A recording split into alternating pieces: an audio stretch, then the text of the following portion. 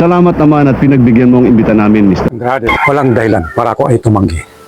At isa pa, gusto ko naman kayong makaharap, makilala. Mahalagang bagay ang iimportahin namin sa iyo. Kasing halaga rin ang tatanggapin mo kung sakali. Siguro naman hindi na masamang halagang 20 million pesos. Malaking pira yan, Mr. Bugrong. Magmula nang maging kontraktor ako, hindi ko pa kinita ang ganyan kalaking halaga. At kikita ka ngayon sa napakasimpleng paraan. Hindi ka na mahihirapan pa. Hindi ka na mamumuhunan pa.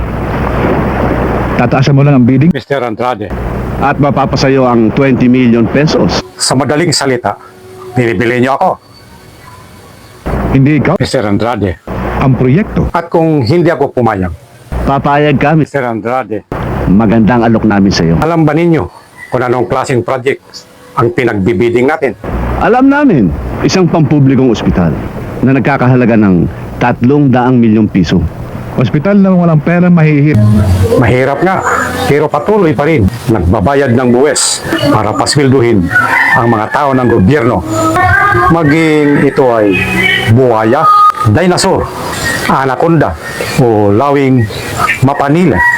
May laman yata yung sinasabi mo. Sir Andrade, ang ibig kong sabihin ay marami ng building dyan ang bumuho. Marami ng flood control nang dahil sa baha ay natangay.